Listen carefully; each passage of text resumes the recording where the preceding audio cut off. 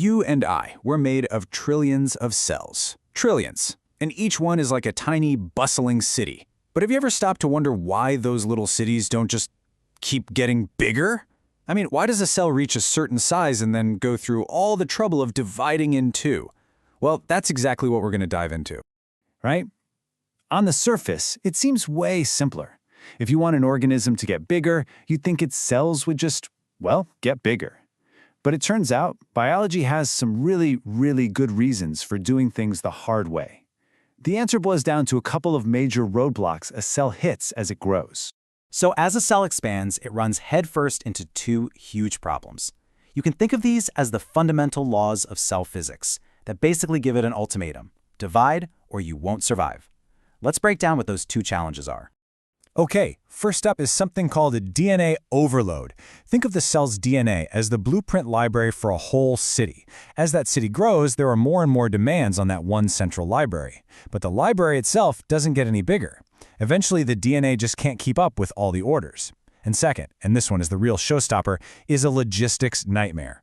A cell has to get nutrients in and waste out, and all of that has to pass through its front door, the cell membrane. And this brings us to the absolute heart of the matter: the surface area to volume ratio. Now, this isn't just some quirky biology thing. It's a law of geometry that life has to follow. The surface area, that's the cell's doorway to the world. The volume, that's the factory floor inside that needs all the supplies. And the relationship between those two, it dictates literally everything.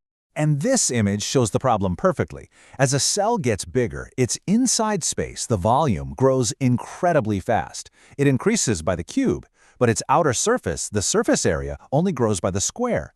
So imagine your factory floor gets 8 times bigger, but you only get 4 times more doorway space. You'd have an epic traffic jam, not enough good stuff coming in, and too much toxic waste getting stuck inside.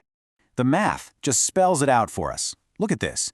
When the cell is tiny, it has a healthy surface area to volume ratio of 6:1. Plenty of doorway for the factory floor. But by the time it gets just a little bigger, that ratio plummets. It drops all the way to 1.5:1. At that point, the cell is just suffocating. It's becoming dangerously inefficient. So, the cell hits a wall, literally. It can't function if it gets any bigger. So what's biology's brilliant solution? It's elegant, really. Instead of one big, inefficient cell, it splits into 2 small, efficient ones. Each of these new daughter cells has a fantastic surface area to volume ratio, and they're ready to go. Now, this whole process of growing and then dividing isn't just random. Oh no. It is a highly regulated, beautifully choreographed sequence of events that we call the cell cycle. This is basically the entire life story of a cell told in a few key chapters. And here it is, the roadmap of a cell's life. You can see right away that most of its life, that huge orange chunk, is spent in what's called interphase. That's the prep work. Then you have that much smaller blue slice, the M phase. That's the main event, the actual division. Let's talk about interphase for a second. Some people call it the resting phase, but that could not be more wrong. This is the busiest time in a cell's life. It's doing its normal job, being a skin cell or a liver cell, while at the same time, it's getting everything ready for the massive undertaking of splitting in 2. So, interphase itself is broken into 3 steps. First is G1. That's when the cell does most of its growing. Then comes the most critical part, the S phase. S stands for synthesis, and this is where the cell copies its entire set of DNA, every single letter. And finally, G2. This is the last-minute prep, a final systems check before the big division begins. All right, so all the prep work is done. Now we enter the M phase, and the main event, mitosis. This is the process of taking that duplicated DNA and dividing it perfectly into 2 identical sets for the new cells. And trust me, it's like watching a beautifully choreographed dance.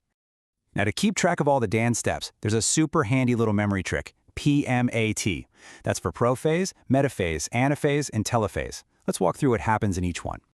The show kicks off with prophase. This is actually the longest part of mitosis. Inside the nucleus, the DNA, which is usually like a messy bowl of spaghetti, starts to wind up really tight. It condenses into those classic X-shaped chromosomes you always see in textbooks.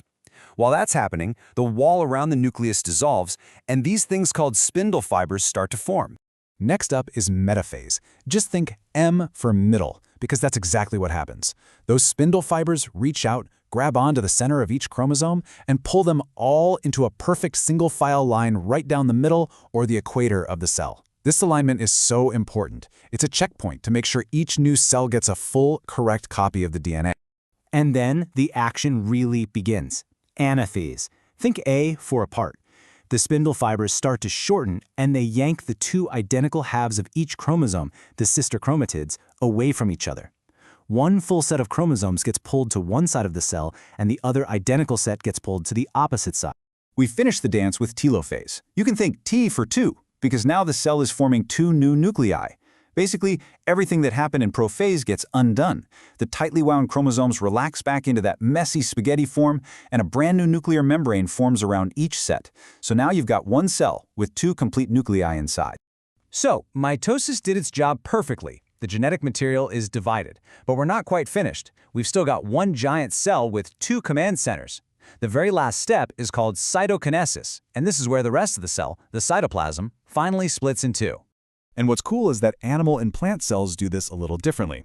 Animal cells are flexible, so they just kind of pinch in the middle, creating what's called a cleavage furrow, until, pop, they split apart.